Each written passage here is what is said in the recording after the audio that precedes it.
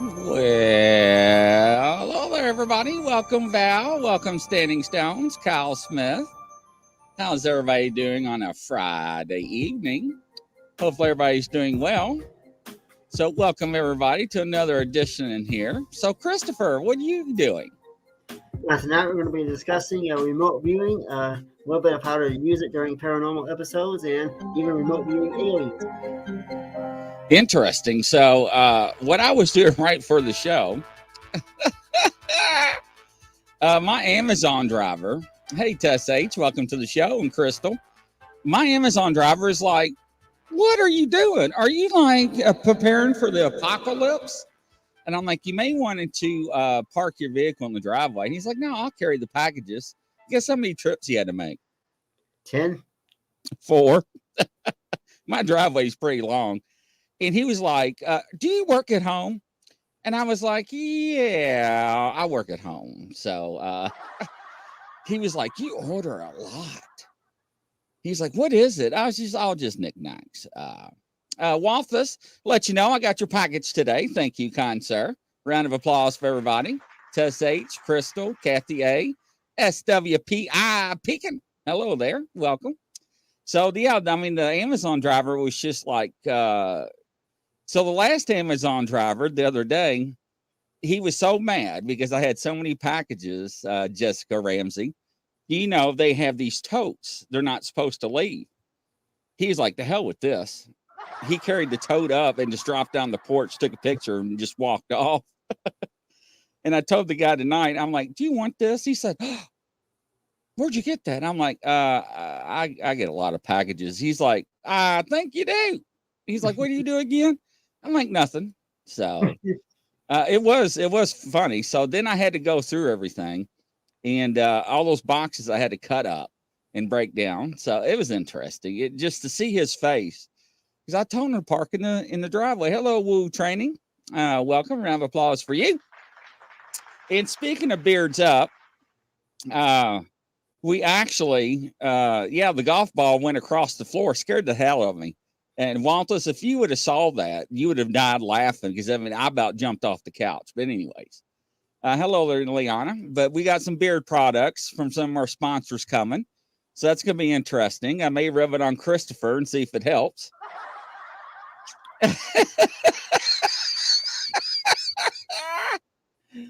Oh, anyways, so remote viewing. It's like this: either I get lucky with it or I get lost. I told everybody on the other show I'm going to come on with, hey, Tio Rio, I'm going to come on the show with a toupee. And I'm going to make sure it looks like Donald Trump or something. So, so I actually trimmed mine, which I shouldn't have. But this beard stuff is all natural. One is it's Texas Beard Company, and the other one is from Appalachian Barnacle Company, and they actually employ their townspeople to make this product from organic material. So it's not all this chemicals like the other products that's on the market like I usually use. So it's small companies, and I was like, I'll support them. So it's beard oil, shampoo, wax, balm, whatever you want to call it. It's pretty good stuff. I really did my research into it. There's a buy-in to do it. But once I did the research on the company, I was like, yeah, hands down, small company. Have you not, Roger, seen the... I don't know if I still have it. I may have deleted that little dog on the Pulse where that girl got the hair from her brush and it looked like Donald Trump hair, and she went and put it on her chihuahua, and the chihuahua looked at her like, what the hell are you doing? That was funny. Oh, yeah. Somebody else were talking. They're like, hey, I heard that you got some really good equipment. And I'm like, yeah, I do. So they're inviting me to maybe go out and do some filming this year. I'm like, I'm down with it. So whoever's going to be hooking up with me in the near future, bring some extra electrical cords because I do have generators and I do go in style. Hello there, Luna. Welcome. So yes, do you need a refresh? I don't sell deodorant. Maybe I need to look into that. But yeah. But anyways, Standing Stones, you crack me up. But yeah. But anyway, so remote viewing. So I know that Angela Ford worked for the Defense Intelligence Agency, and she did remote viewing for the government. And she spied. Well, I shouldn't say spy on the air, but she kind of like looked into the Soviet Union and some other cases she talked about. So, how do you do your remote viewing? It's a very interesting topic, Christopher. Oh, yes. First of all, I want to say hi to my friend Rachel. Yes, I do remote viewing. Actually, I work with the spirit guides and ETs, and they provide me some information to help me with remote viewing. But I also just use it as more or less a tool to find lost items such as car keys, um, wallets, cell phones people have lost. I can find wedding rings, jewelry, and bigger things like using it for missing person cases or even just murder cases, cold cases. It's a very wonderful tool because when you get tapped in or get locked in, if you know how to use this tool, once you get locked in, you can get so much information, even get as far as like license plates, house numbers, cell phone numbers, things you need, things that maybe the forensic experts or the police would use to locate that location or that person or that place. That is correct. And don't forget, Rebecca, I can use that Jedi mind trick.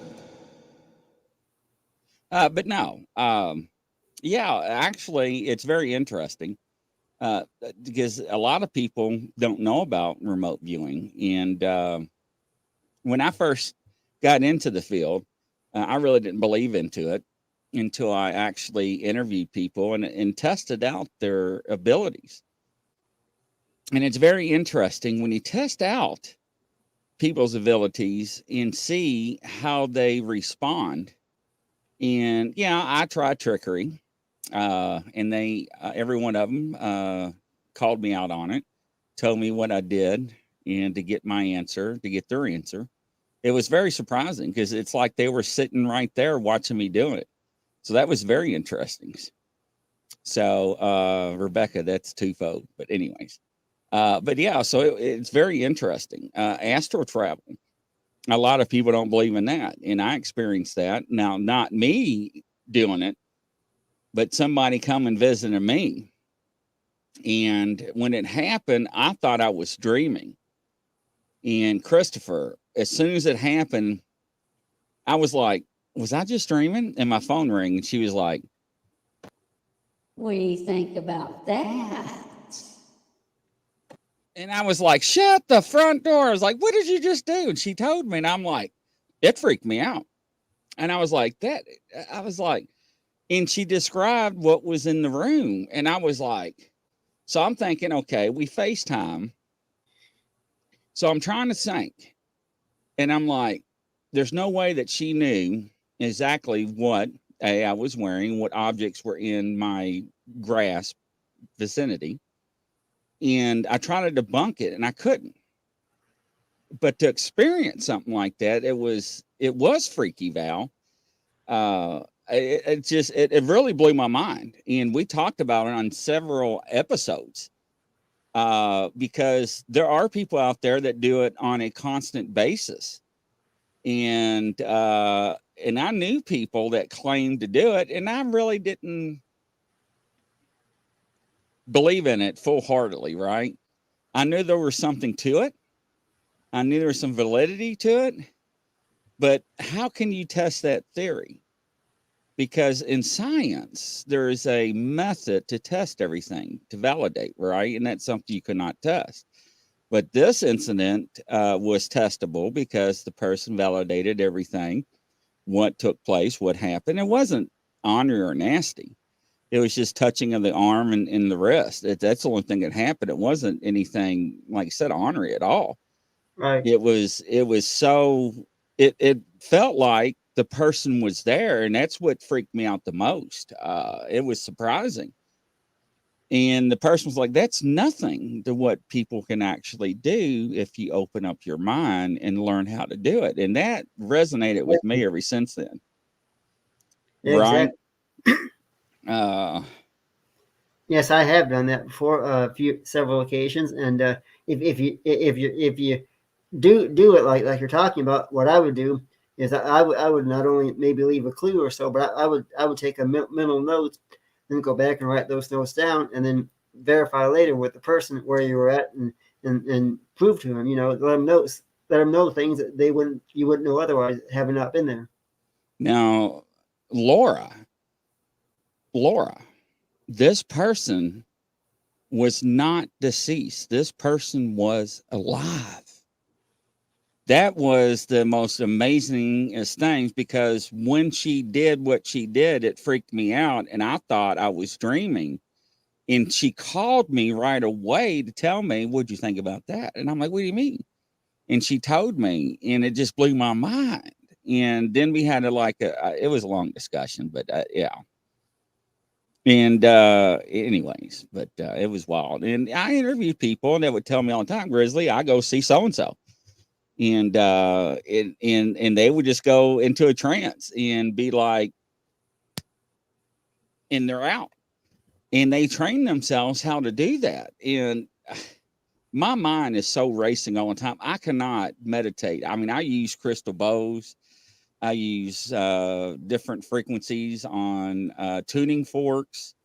I do all that, and that helps. But anyways, what's your take on it, Christopher?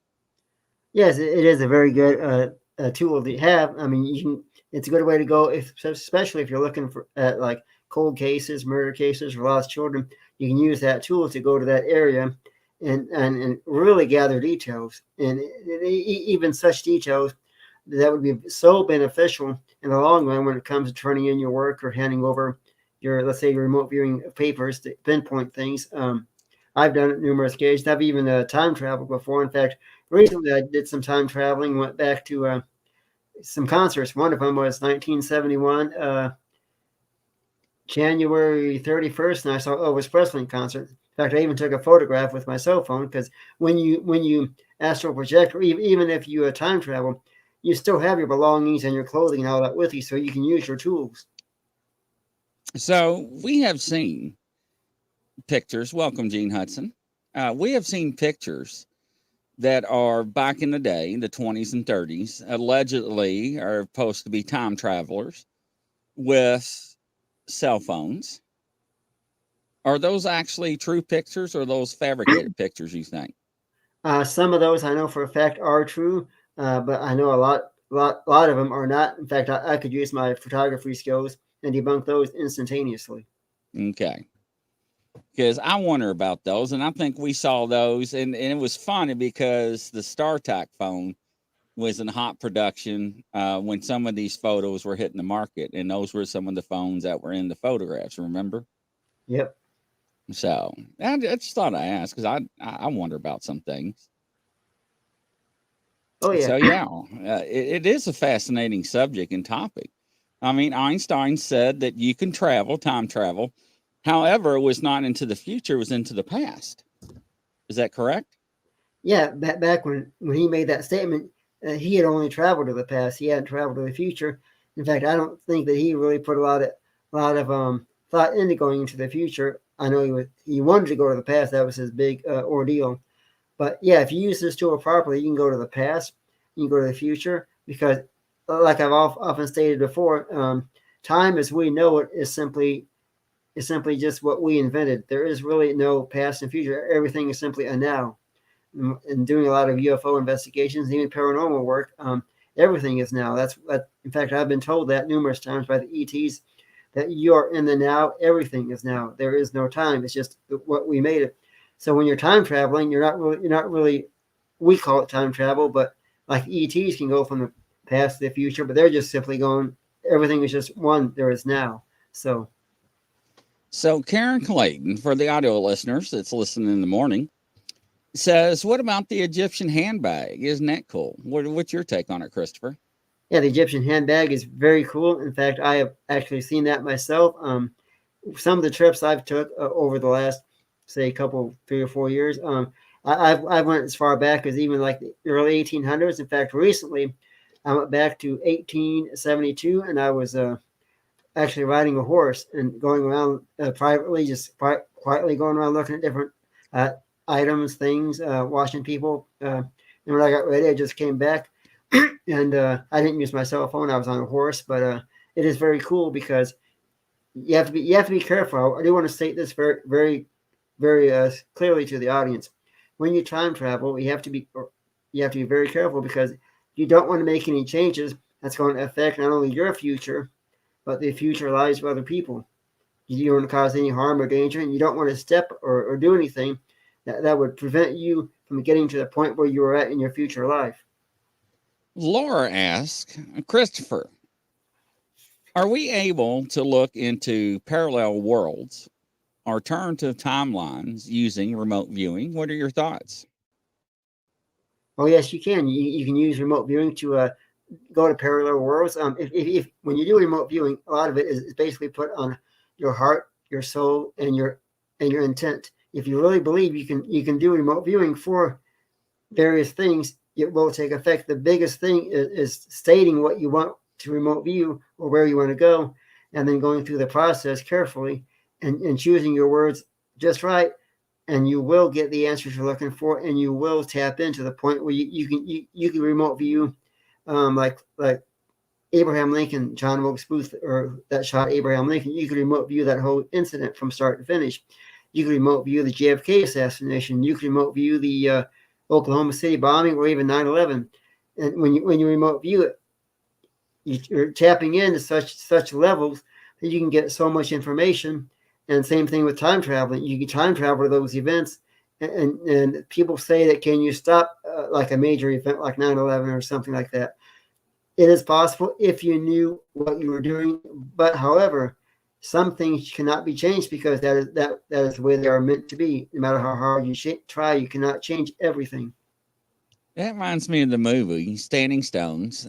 Correct me, fact check me. With Denzel Washington. What was the name of that movie where the guy took that Bronco onto that boat carrying all those vehicles and detonated a you know what and sunk it and killed all those soldiers and in civilians? And he went back with a known agency wearing goggles trying to figure out who that person was to try to stop that event from happening. But each time he tried to stop that person, it caused a butterfly effect. Who remembers that movie? Anybody? Shoot, I can't think the name of it off the top of It my had head. Denzel Washington in it. Was it Under Siege? No. Was it Under Siege? No, I don't know. No, it wasn't Under Siege. If anybody can think of that, Standing Stones, let me know. I hate when I can't think of it. Gene Hudson. So, Christopher, did you remote view Kennedy's assassination since you brought it up? Yes, I did. I sat back and witnessed the assassination. I can tell you for a fact that even I didn't stay long enough to see who exactly it was that killed JFK. There were so many people, of course, there at the time, but I did see the head go down. I saw the vehicle pass, and I did not see which way the bullet came from. If I go back again this time, I will take more notes and see if I can be more of a viewer as exactly what went down. Sometimes you have to go at least twice somewhere to get the information you want, because the first time you go, you're kind of like just observing. You're looking around. Second time you go somewhere, or at least when I do, I always take more notes in the middle memory and then go back and jot it all down on paper. Huh. What about Gene Hudson asks, could remote viewing be also responsible for the Mandela effect?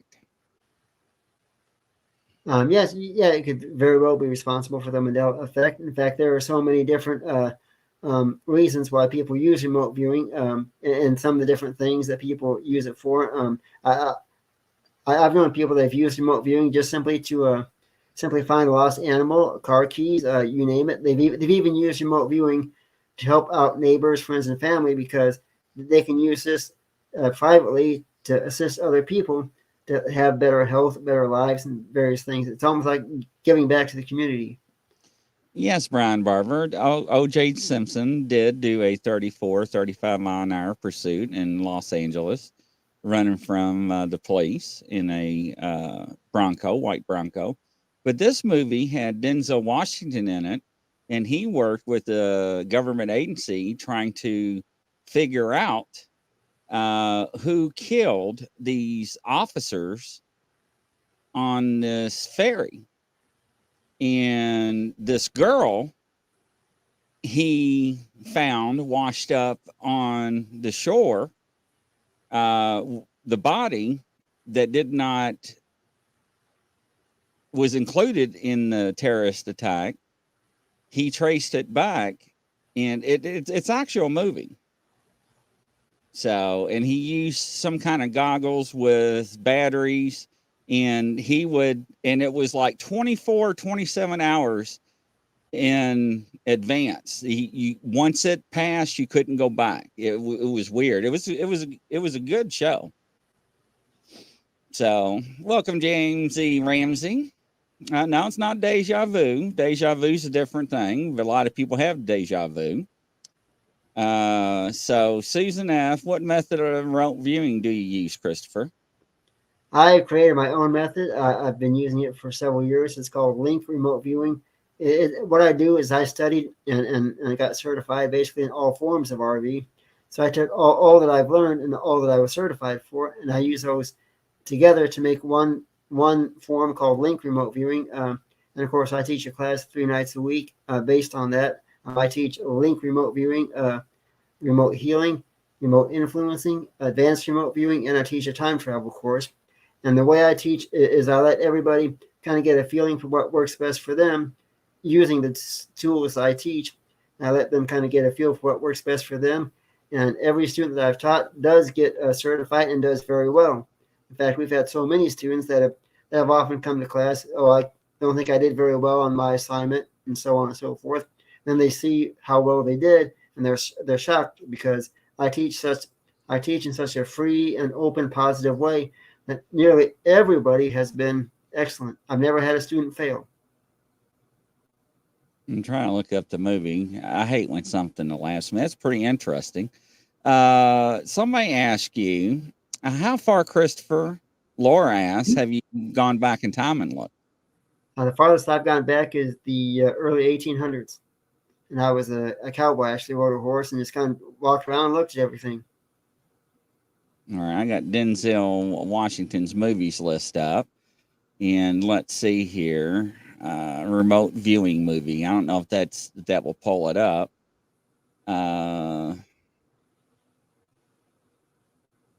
Let's see here. Pricing. Let's see. Anybody has any questions? Put it in the chat box. Please do. People who are curious about what remote healing is, for those who are listening, remote healing is the ability to heal various ailments, such as you can heal cancer, leukemia, basically anything from a common cold. In fact, I teach a very fun and unique way to cure the common cold. Using these tools, like I've referred to as remote viewing, healing, and influencing, you can use viewing to, of course, find items, places, things. Then you can use healing to heal. Let's say you're working for a kidnapped victim. You could use healing, or viewing, I should say, to go out and find that person that has been kidnapped, where their location is, get the license plate numbers, house numbers. Then you can use healing to go in and heal the person that's kidnapped in case they're injured, or if you feel like they're injured, you can heal them. And then what I use influencing for is a very, very unique tool, because influencing, you can change a person's behavior patterns, their actions, their motivations. You can change their thought process, and you can use this tool. Let's say you're working for somebody who has been kidnapped. You can use this tool to make the kidnapper turn himself in or drop his gun. In fact, you can use influencing in such a unique way. So let's say somebody's holding a gun to people that are holding people captive with his gun. You could influence that gun to become a very hot item. He would literally then drop the gun. In fact, proof of how well this works, I've used this tool in class recently to make 2 people in class scratch their head in the exact same spot at the same time, just to demonstrate to the class how well influencing works. I even did a demonstration where I showed the class how I can make it thunder, lightning, and rain on contact, and then shut it off instantly on contact. So they actually called the movie Deja Vu with Jennifer Lopez. That is correct, Brian Barber, and somebody else named the movie too. I just looked it up. That is called Deja Vu, the movie. That's right. So Denzel Washington and Jennifer Lopez. If you have not seen it, ladies and gentlemen, watch it. It's a good movie. Lorna, he actually works on cold cases every other Friday with other remote viewers and psychics on our crime show. And do you work in other cases too in the past, Christopher? Yes, I've also worked in other places to do cold cases, murder cases, various things. I've had a background in that as well, and so yeah, it's great to be able to use this to help out the people. The reason I do all this work is to help out every person I can in the world, because I made a promise years ago to the ETs and the spirit guides to help every person I could in exchange that I would be able to have a career. And so everything has worked out. I give back to them, they give back to me. Now, I know this answer, but I'll let you answer it. What method did Nostradamus use? I believe Nostradamus used what was known as, I could be wrong, controlled remote viewing, CRV. Yeah, and he looked in a pail of water, didn't he? Yeah, you're right. So, yes. So he was very accurate, and we're still trying to figure out his. And the reason why we can't understand his quatrains, because back then he had to put them in codes, in ciphers, so he wouldn't get beheaded. It was very taboo back then. So, very good question. Go ahead, Christopher. Yeah, remote viewing goes back quite a ways. They were using this back in the old war days to spy on the Nazis and some of the foreign allies. And then, of course, around 1994, 95, it was rumored that remote viewing had not was done being used. They weren't using it anymore, and they said they weren't using it for military use and all that anymore because they didn't think it was very effective. However, I have reason to believe, and more than just a reason, I pretty much know this for a fact, they are still using it. They just are not admitting to the public that they're using it because they want to use this tool to kind of benefit themselves and kind of control us. Not that we. I personally can't let anybody control me because I have ways of using my tools to get back to them so they can't get my information. Have you ever gone back and got lost trying to come back from remote viewing? I have done some time travel and a little bit of remote viewing mixed with that to go back and look at certain events. In fact, one recently back in October, I was using remote viewing to and time travel, kind of a combination of, to go to a concert in Europe. I wanted to go there and gather just enjoy the show, take some photographs. And while I was there, I got so involved with some people I was talking to that when I came back, I was a little bit late coming back. I came back at 5:30 a.m. and I wanted to be back by 4 o'clock to get some sleep. So I had to be up at 6 for work. So I wanted to get at least 2 hours of sleep, and I was late. But I had a good time at the show. Interesting. Roger says, when going into the past, would the people of the time period be able to see you? Oh yes, once you get so involved in this and you've done this often enough, your soul, your body, your spirit per se, becomes so there at the moment that yes, you can interact with people from the past. You can speak, have conversations, break bread with them for that matter. I mean, you get so involved that you are actually there. Gene Hudson comes out and says, I always wondered what the moral side to remote viewing is after all you watching people without their permission.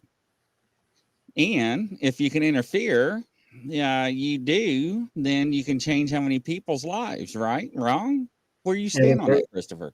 That is very true. That's why when I time travel and or remote view, either one, is I'll always go there just to observe. I try not to interact, I try not to interfere with people or things that are supposed to happen. I'll always like to go twice, just go once and observe. And then if I find it interesting and I do want to interact and I feel it's safe, I can go back a second time and then interact and communicate, because you don't want to change anything in the world that is meant to happen, because there are certain things, certain events in life that has happened that shaped our world to where it's at today. And so if you make too many changes or get too involved, you could actually change a person and then go back to reality where you're at now and realize, well, I shouldn't have done that because now he's not in that life position he was supposed to be, or that this event didn't happen the way it was supposed to because I accidentally changed it. So, yes, looking in a pail of water is crying, just for the ones that didn't know. Rebecca comes out and asks, Christopher, can you taste food when you are remote viewing? Yes, when I do remote viewing assignments, I can actually taste what the person was eating, or for that matter, what their perfume and things smell like. In fact, that's one of the ways that I'm able to find lost children, different things, and even objects, is because I get a sense of smell. I can take on a person's feelings. In fact, here recently I did some remote viewing for a paranormal show. I think it was back in September or October, and I was remote viewing a gentleman who didn't realize he was lost. I mean, he didn't realize he had passed over, and he was still at the house trying to interact with his family. I was able to not only hear, smell him, I actually see him as far as that goes, and I was able to feel all of his emotions because he was coming to me, speaking to me. And I told him, I said, you got to cross over. Your family loves you, but they can't see or hear you like I can. You need to move on. He didn't believe that he was gone because I could see him, and he was getting very upset. But when I do remote viewing, I can get smells, taste, feelings, and that's one thing you got to be very careful of. If you're working a murder case or a cold case, and the person is gone, or even if he is still alive, you could take in his feelings and emotions and take on his rage. And you have to be very careful, because if you take on somebody's rage or take on their anger, that anger can stay with you if you don't properly cleanse yourself, and then you could go and inflict harm to people you don't mean to. In fact, I'll give an example of that. A gentleman, I won't say his name, but he did a murder case. He's a professional. He did a murder case, and when he got done, he didn't cleanse himself out. He didn't drop his feelings. He thought, oh, it's okay because I'm professional. So he's driving home, and this is how it happened. He's driving home and he's going over his honey-do list. Well, I got to sweep the garage out, wash the car, get groceries, kill the wife, get some sleep, get to bed a little bit early tonight. Well, what was that last one? Take the garbage out, yeah. Get groceries, yeah. Wash the car, yeah. Kill the wife. Oh, okay. He knew right away that last thing you said, kill his wife, was not him. He had to stop, cleanse himself, get back in the car, and then go home, because he knew he took on that person's feelings. Interesting. Welcome, Nancy. Welcome, Overbelt. Hello, Kyle Smith. Welcome to the show. Susan F. Jessica Ramsey. Welcome. Hello, everybody. Round of applause. Jessica says, I remember that case, Chris. Nicole, hello. Nicole says, what techniques do you use to cleanse yourself, Chris, besides soap and water? Well, there are multiple techniques you can use. And one of the common ones is you can go back into your remote viewing assignment, and any words that you know that you wrote down that are not yours in general, the words you don't normally use, feelings you don't normally put down on paper, you can cross those out and just mark them out. Another tool is I stand still, envision a bright, like white light coming over the top of me, then a golden light. I put my palms down like this, and I release those negative feelings. I feel those any negativeness I feel leaving my body and exiting the premises, and then I just keep doing that for a little bit until I feel like, okay, I'm back to my normal self. I don't feel anything around me. We're okay to go. There we go. That was a good question. Don't stop now, ladies and gentlemen. You're on a roll. Christopher's getting warmed up. Good questions. Karen says, my late partner displayed personality traits from his previous person's lungs. DNA is so intriguing. What are your thoughts? DNA is very intriguing. And can you repeat the question again? She says on a statement, my late partner displayed personality traits from his previous person's lungs. Evidently, her partner had a lung transplant. Right. Yes. Yeah. It is true. When people have surgery like heart transplants, lungs transplants, they can take on other people's feelings, because your soul, your consciousness, which is basically what we're made of, is soul and consciousness. A lot of it's consciousness has pretty much your whole life in it. And then when you have a lung transplant or something from another person who is deceased, those items, the lungs, the heart, the kidneys, everything still has emotions attached to it. So when you have that operation, that transplant, you can have those feelings and from those other people. And one thing you can do to prevent that or to get rid of that is to not only do a little cleansing for yourself, like I do a lot of times, but but say to yourself, okay, I'm ready to drop all of that anger. I'll give everybody a little something they can do at home. Is that for those who are listening, you can go home or wherever you're at, take your arms out, stretch them out like this, and envision a bright light over the top of you coming up and down. Okay, and then say to yourself that you want to take on a fresh day or a fresh new life, and you want to drop everything that you have that is not your normal, usual self. And you'll feel that energy drop from you, and then you can feel the fresh energy coming up to you. Do that morning and night, and you should have a much better feeling going about your day. Interesting. Welcome, Brandon, to the show. Hello there. Hello. A statement comes over for the audio listeners. Nancy says, yes, you have to make it a part of your everyday treatment. If you have abilities, you need to make it a natural habit, like brushing your teeth, from what I understand. Absolutely correct, Nancy. Nicole, very interesting, Christopher. Do you use any aids to help you during your remote viewing, such as crystals, incense, or anything in your environment? No, I don't. No, I don't use anything to assist me other than I have help from the ETs and the spirit guides that I work with every day. If it wasn't for them, I don't think I would be as great at everything that I do because I mean I have abilities naturally, yes, but with the ETs and spirit guides that come to assist me, I'm able to become more. I want to say more in tune with what I'm working with. In fact, we have another question here. How would someone know if they were being remote viewed, and how would you protect yourself from it? That's a very good question. When you're doing remote viewing, let's say that having these abilities like I have, I get a sense that somebody is trying to figure out, trying to gather information. I get like a feeling that comes over me, and then what I would do is sit down and do a session, which is remote influencing. Okay, so I'm going to go into influencing. I'm trained to the point where I can do a lot of remote viewing just up here. So I'm going to envision a sheet of paper.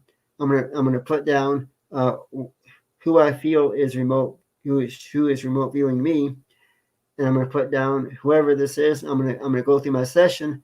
I'm going to put words back at him that blocks him from getting information from me. So he's now going to see a block. Everything he tries to get from me is going to be like hitting a brick wall. He will not be able to get past that wall because I'm doing influencing to block him. Brian Barber says, does remote viewing take a toll on your body, either physically or energy-wise, and is there danger of any side effects? Yes, in fact, one of the cases I just did within the last 3 or 4 days for a case we were working on, I felt like I was having a heart attack because the person that I was remote viewing, her incident, I felt a heaviness right here in my heart. I felt myself ready to. I was literally going through like a heart attack. I was sweating. I had nauseousness. Everything was happening, and but I wanted to go through that. Well, I accepted that so I could gather the information I needed. And one thing that happens a lot when you do remote viewing is it drains you because it takes all of your energy out because you get so involved in that person, that place, or that item, whatever it is you're doing.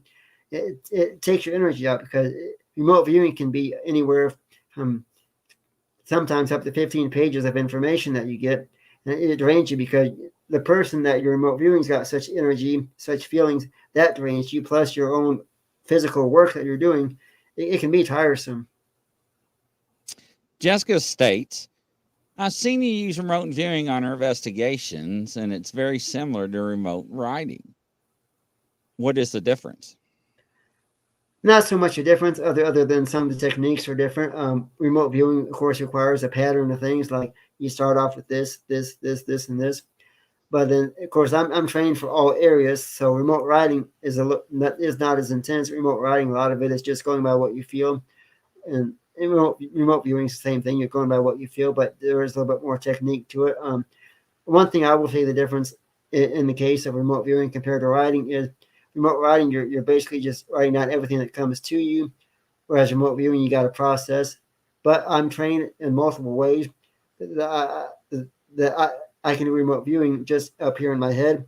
Now I can skip a lot of steps because of the ETs, the spirit guides I work with, that I can just get information just at a hat's notice. Nicole says, remember this saying, if your ears are burning, someone is talking about you. Maybe they are remote viewing you, LOL. Roger says, do you wear clothes to fit the time period you travel to? I did to begin with. I will admit, to begin with, I did. But now when I time travel, usually at night, I'm just wearing basic standard clothing. So when I go somewhere, I pretty much blend right in. Of course, I go to a lot of concerts because if you go to concerts, you don't have to worry about trespassing or changing things. You're free to just sit and enjoy. So when you go to concerts, you're wearing just basic clothing. I fit right in. There is something funny I will say real quick. I went to a concert once and had such a great time. Went back a second time, and I did something wrong the first time I was there because the second time I went, it poured down rain. And I got soaked. I came back drenched. Yeah, I remember you telling us about that. It was very interesting. So, very interesting. Hello, Nicole. Welcome, welcome. Any more questions, ladies and gentlemen? As I sip my half and half tea, it's lemonade and sweet tea. If you never had it, try it. I love it. Amen.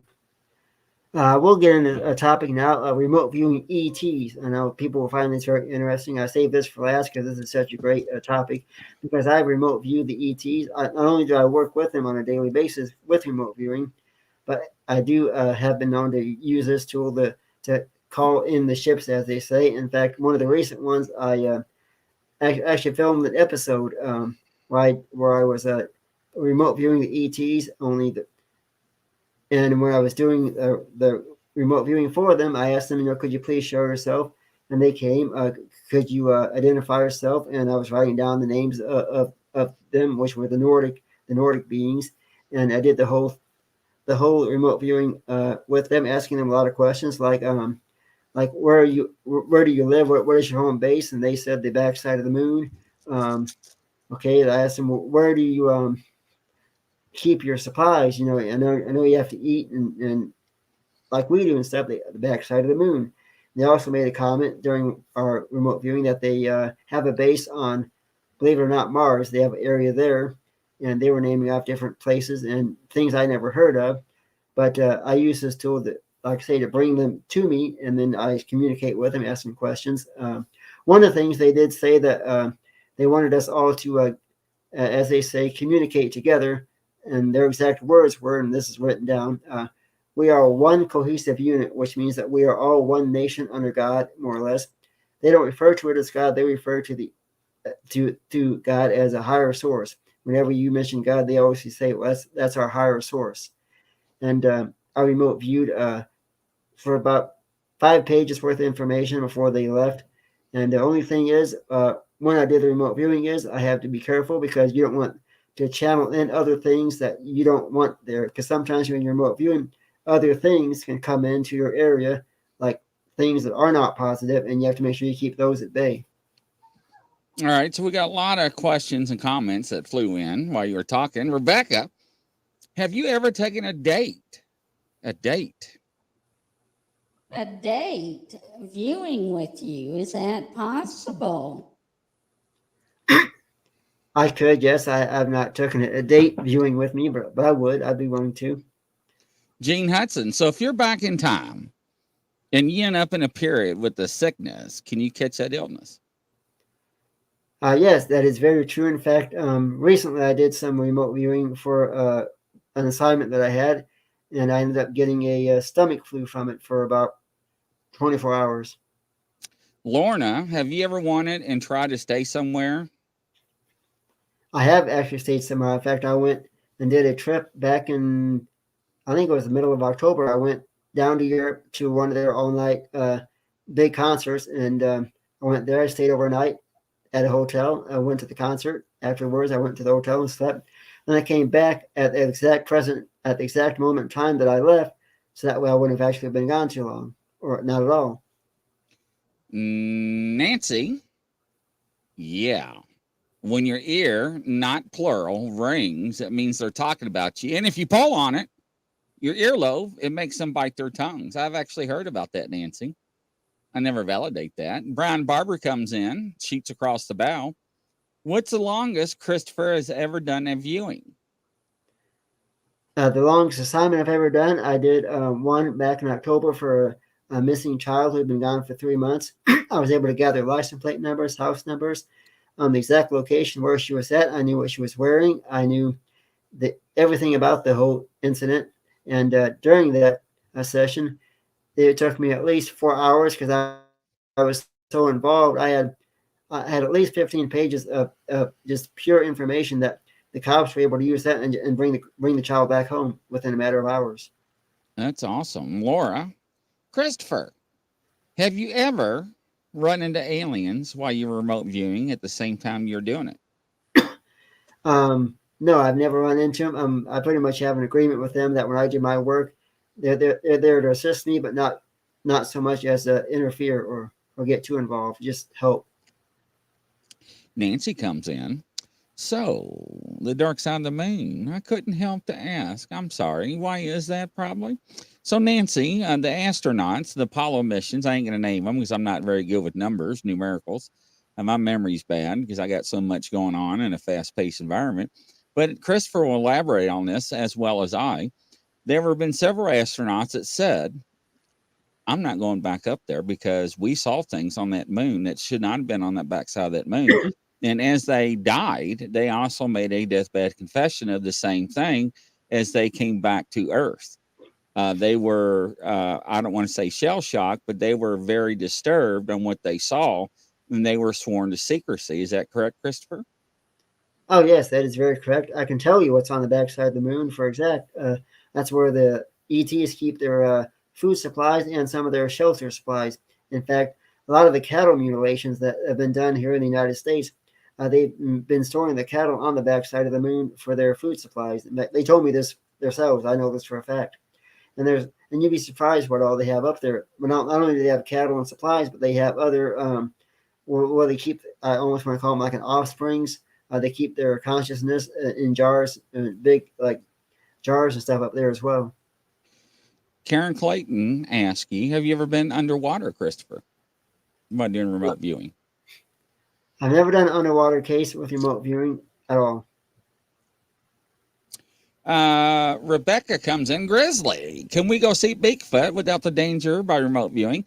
Actually, Rebecca, there is a group, Bigfoot researchers, that actually will remote view locations for people to go out and investigate where these creatures are. They're very well known for their accuracy in the Bigfoot world. It's very interesting. And Christopher, would you like to elaborate on that? I've never remote viewed Bigfoot other than one time I did give it a shot, and this is years ago when I first started. And the only thing I got out of it was large, and then I drew a picture of an area. It was somewhere down in the southern states and near a wooded area. I forgot what the name of this area was, but I drew what looked like a large foot, and I tried to communicate with him. And all I got was here, and he's more or less made me think that it was his area that I needed to get out of there.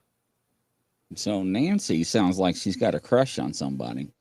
I know this sounds like I'm joking, but here, correction, but I'm joking, but he is the first person that came to mind while I'm thinking.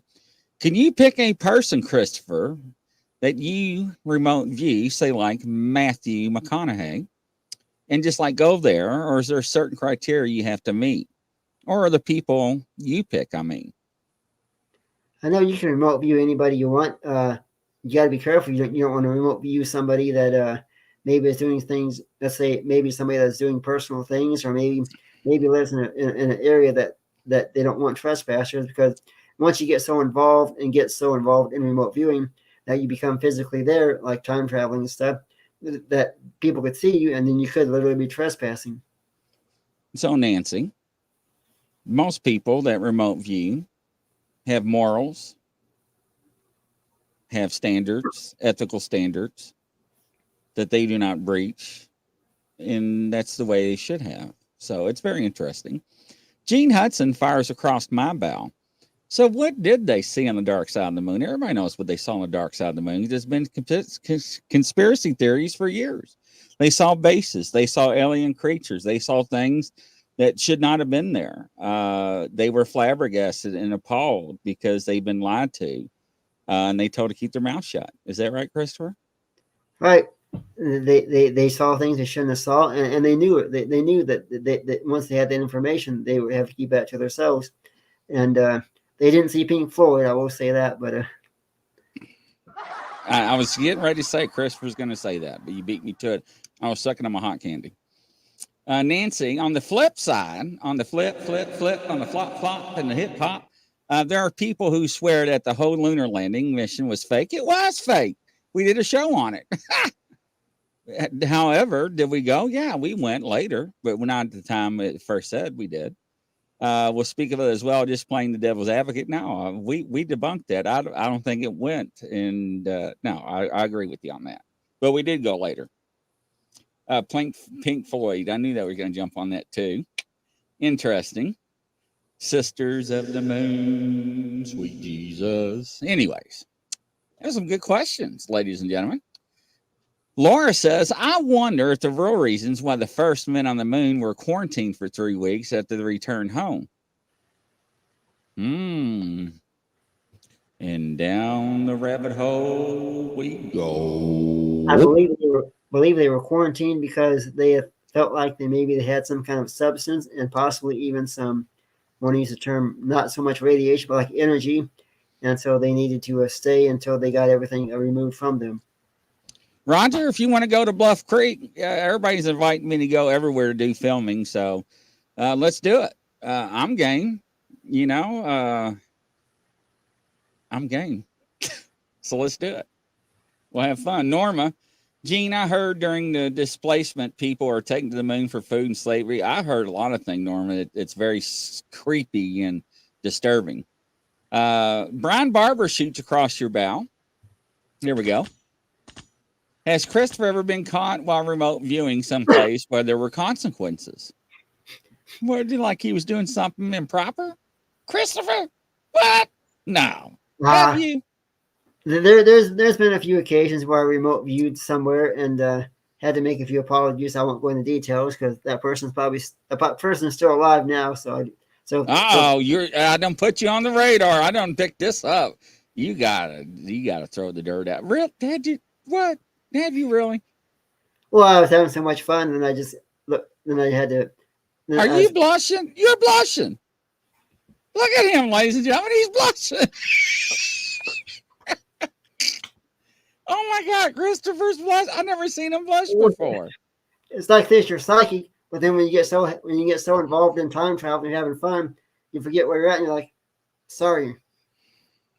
Nancy, well, that kind of bums me out because I watched the whole thing on TV, believing in it, but bums me out because the first time I heard of it, I just threw it out there.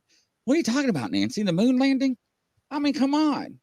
I mean, we watched the 70s and 80s movies, and we're like, what the hell? Why was we scared? Why did Jaws in Godzilla cause me nightmares as a kid? Womp, womp, womp, womp. That would terrify me going swimming at the lake, man. I used to throw rocks in the water, stones, to make sure no fish would be around. Then when fish would nibble on me, I think it was baby shark. Now that song's going to be stuck in my head. Brian Barber. Anyways. Brian, can you believe Christopher blush? I cannot believe that. Those astronauts were toast after. Yeah, they sure were standing stones. Very interesting. Very interesting topic. Now I'm not giving you crap about Matthew McConaughey. Absolutely not. I love him. He's a good actor. I think the world of him. He's got a lot of morals and he's got good character. I like his movies too. So, and there ain't nothing wrong if you got a crush on him. Nothing wrong with that. Yeah, it's like the Blob and the Birds. I know. Yeah, you watch the Bird movies now. You're like, really? And that scared me. Hello, Mark. Welcome to the show. I'll give you a round of applause. But that did Godzilla. I would have nightmares on Godzilla. Run! Here comes Godzilla. Anyways, but no, I mean, you just stop and think about it. You know, we actually played the lunar landing and taking off. Cujo was another good one. Yes, stuck in that station. You never seen Cujo? That dog was scary. Yes, it was. Crystal, I was still on the police force when Magic Mike came out, and I got set up. They're like, Grizzly, you need to go in Theater 7. There's a disturbance. I'm in hot pursuit. So I go in there, and everybody starts. I didn't realize it was Magic Mike, too. Or Magic Mike, whatever, the first one. That was embarrassing. Yeah, I never lived that one down. Hello, Anna. Welcome to the show. And then I had to stand out front as all the movies left. Yes, I was working off duty at the time. That was embarrassing. Now I did blush on that. But anyways, Laura, would someone get caught if they try to remote view someplace like S4 Hangar 18? No, I heard they do it all the time. Do they, Chris? If somebody get caught if they try to remote view someplace like S4 or Hangar, oh yes, they would. They would get caught very well. In fact, I tried to remote view Area 51, and while I was walking around Area 51, I only got so far. I won't say where I was at in the building, but it was like I couldn't move any further, and it was like I knew I had to go back because I couldn't move any further. It was like somebody there just had like a block where you could only go so far and you could not move. But I know where to keep the craft at. And if you want to ask a question, I have not prepared my prayer or rung my bow. But Christopher's here. Go ahead and ask a question, and I'll see if I can hone in. What kind of question would you like to ask? And that'll be the last one. Anybody and wants Nancy to ask says, the Birds, Tipo Head You're On. Yeah, those are Lincoln Lawyer. I love that movie too, Gene. That was a good movie. So go ahead, Ann, ask your question. So, but you know, when we look at those old movies and it's like, but what is still good to watch? Star Wars, Return of the Jedi, Empire Strikes Back. Those are still classics. Oh yeah, Ghostbusters, Back to the Future. Cujo. So, Cujo. do you see romantic relationships with any male friends? I know, please. Well, first off, you need to narrow down your list. Don't be open to everyone that you're trying to fish out. I don't know what's going on. Narrow down your list. And you need to be kind of picky. I don't know why. Just make a list and hone in on that. I don't know if that resonates with you. That's what just came right at me when I clicked on you, and I'm going to stick by my gun. So I'm usually pretty accurate on that. Christopher, what are you coming up with? Yeah, I agree with you. I'm thinking maybe there'll be a male friend that comes in around this summer. I'm thinking May or June, but you have to take it slow. Don't just jump the gun. I don't know why. It seems like I don't just. If I know I was going to answer questions, I would have said my prayer and got my pendulum and everything else out. But no, there's some good movies. But I mean, we look at the movies now. We're like, man, that really rocked my world. And but you know, you look at the Star Wars movies. I mean, it's just amazing because the technology that they used back then, right? Hey, Cindy, welcome to the show. Is that it doesn't look like it don't look real old, is what I'm trying to say. Right. When you look at the moon landing, you're like, yeah, Nicole, I'm glad you caught alive. I miss you, dear. Cindy says, sending love to everyone. We'll send you love back, and we'll give you a round of cheers there. But interesting. All my friends, very nice, but slow, mostly friendships, but like a romance. Well, sometimes you have to have a conversation to let them know your intentions. And I'll say this. So we'll talk about banks and financial institutions. We'll break it down. If you want to cash your check at someone's bank and they're not stamping it, and they have no interest, then I wouldn't waste your time, because there is a man out there that's going to find you, and you're going to find your soulmate. But I do see something working out with whoever you're talking to in your circle. But I think you may have to shake them a little bit and let them know that you're interested, was what I was trying to say nicely. Sometimes men are slow. Anyway, as my grandfather would say, you got to risk it to get the biscuit. So, Christopher, what did you say? I said you got to risk it to get the biscuit. What's a biscuit? You ever heard that saying? No. You got to get yourself out there and let yourself be seen or heard to get the one you love or the one you want. Huh. Okay. My mind must have meant in the gutters. I was like, are we playing bases? I'm like, hold up. This is a family show. And I'm seeing it somebody around your age. I don't think it's an older person is what I'm seeing. Now I don't have pictures of your buddies or your friends. So, but let me explain something to you. When you talk to somebody about things that may happen in the future, this is free will. It can change. People can change. Your direction can change at any time. So nothing is ever set in stone. You can alter your future in what you do now. You can set your destiny as well and pave your path to your goal.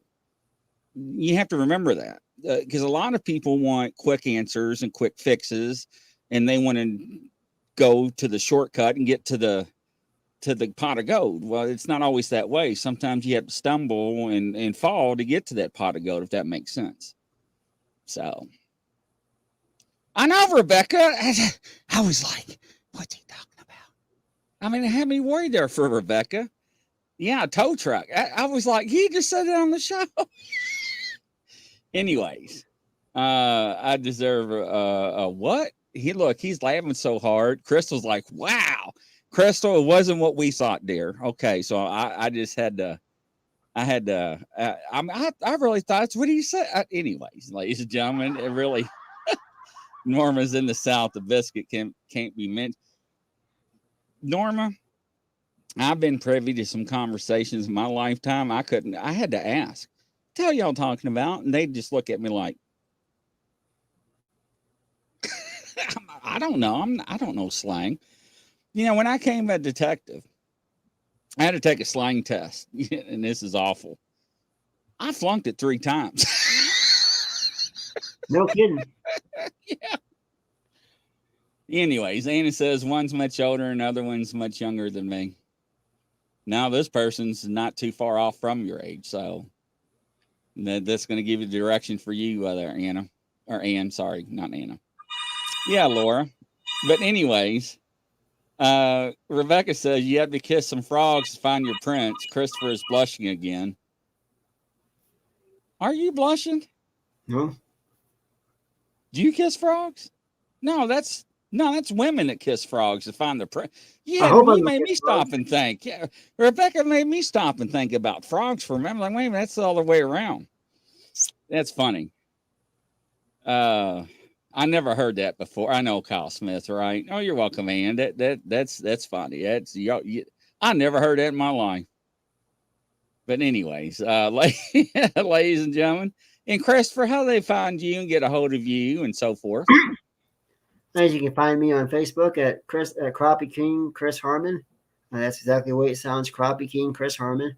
Or you can also find me at SWPI Pekin on YouTube and subscribe and watch our shows. I'm also on MUFON.com as a paranormal investigator. And also you can find me if you want to take my psychic classes. Send me an email at mufon.chris@yahoo.com. It's a $200 course, and then it's 8 weeks, and you get certified as a remote viewer. And then you can move on to my other courses, influencing, healing, advanced remote viewing, and time travel. Interesting, Chris. Thank you so much. Wait a minute, wrong button. Y'all got me laughing. I can't hit the right button. So yeah, biscuit. That's funny. So From coast to coast, ladies and gentlemen, we'll catch you tomorrow night at 6 o'clock on our next show. Goodbye, everybody. Thanks, Christopher. Thank you very much. Bye-bye.